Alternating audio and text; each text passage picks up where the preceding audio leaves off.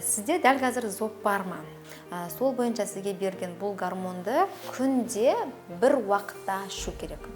Енді біз тек гормон ішіп оны жөндей аламыз ба? Әрине жоқ.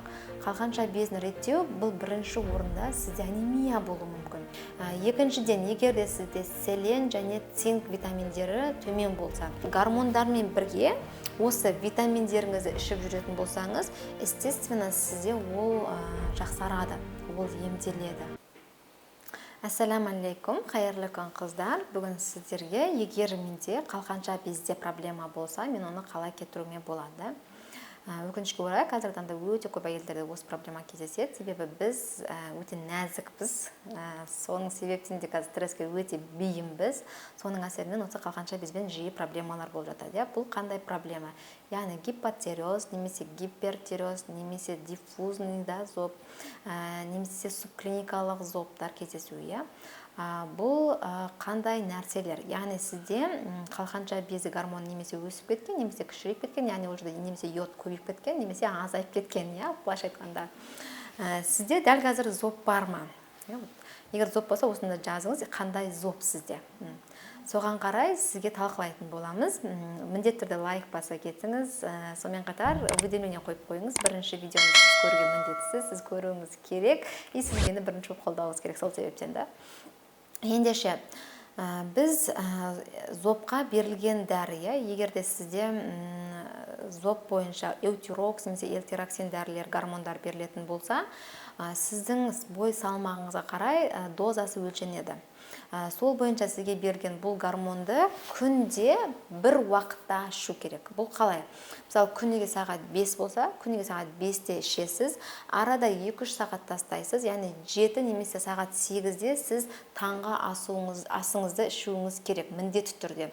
Арасын тастау керек. Ал бізде көбінесе қалай? Біз ұйықтан тұрамыз да, дәрі есімде, дәрі бар еді ғой деп аламыз да, ішіп аламыз да, сосын бір 5 минуттан кейін қарны ашып тамақ жеп аламыз. Осындай нәрсе да. Бұл ең дұрыс емес нәрсе осы.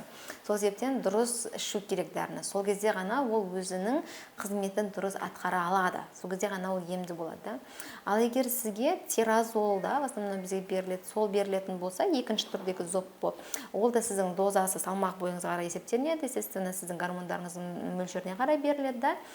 Ол кезде сіз бұл гормонды міндетті түрде тамаққа дейін 40 минут бұрын, немесе тамақтан кейін 40 минуттан соң ішуіңіз керек. Сонда ғана бұл өзінің эффектісін дұрысынан бере алады. Енді біз тек гормон ішіп оны жөндей аламыз ба? Әрине жоқ. Қалғанша безін реттеу бұл бірінші орында сізде анемия болуы мүмкін. Анемия жиі ферритин тапшылығы, осы ферритиннің тапшылығының әсерінен бізге гипотереоз қалып келуі мүмкін. Сол себептен сіз бірінші анемияңызды емдеуіңіз керек. Екіншіден, егер де сізде селен және цинк витаминдері төмен болса, сондықтан сіз міндетті түрде селен, цинк витамин кемінде 3 ай ішуіңіз керек. Одан бөлек сізде йодқа байланысты, яғни йод аз немесе жоғары екенін біліп, соған қарай йод ішуіңіз керек. Бұл кез келген йодомарин, йод баланс, йодафол, тағы да басқа түрлерін ішуіңіз керек. Егер сіз сол гормондармен бірге осы витаминдеріңізді ішіп жүретін болсаңыз, естественно, сізде ол жақсарады, ол емделеді, онда нәтиже болады. Яғни сіз бірден емес, уақыт өте келе, сіз бұл гормондарды ішіп тоқтатасыз. Ал егер сізде аутоиммунный тироидит болса, антитопо деген гормон сізде жоғары болса, өкінішке орай бұл емдемейді. Астафирулла, бұл менде бар. Бұл қандай гормон? Бұл тұқым қуалайды. Мамадан қызына. Яғни бұл осылайынан кетуі мүмкін. Ер азаматтарға тоже кездесуі мүмкін. Бірең саран көбінесе бұл қыздан қызға қарай тұқым қуалайды. Бұл қандай зобта? Бұл сіздің мынау иммунный системаңыз болатын болса, сіздің иммундық жүйеңізге бағынбайды. Яғни сіз айтқан нәрсе бойынша бұл істемейді. Бұл өзінің қалаған жұмысын істейді. Яғни ағза сізге бағынбайды деген сөз. Екіншіден, бұл өте негізінде қауіпті, себебі бұдан сізде ревматоидный артрит болуы мүмкін, бұның асқынысы ретінде қол аяқтарыңыз дұрыс істемеуі мүмкін, бұдан жүрек ауруларына әкелуі мүмкін. Бұл өте қауіпті зоб негізінде. Бұған не керек? Бұған покой керек. вот маған реально покой керек. Скоро мен жұмыстан шығамын да. Себебі жатамын да.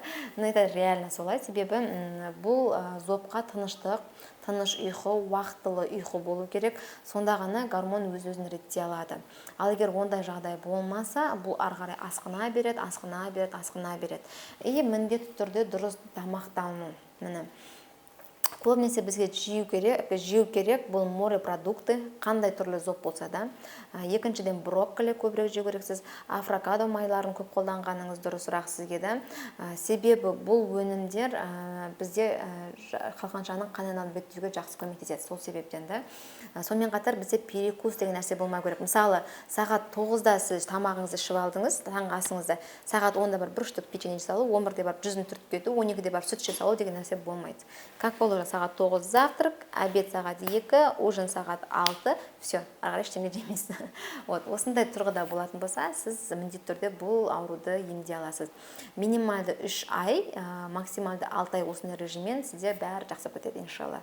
Сондықтан бүгін естідіңіз, енді бүгіннен бастап емді бастауыңыз керек. Сонда сіз керемет нәтижеге жетесіз.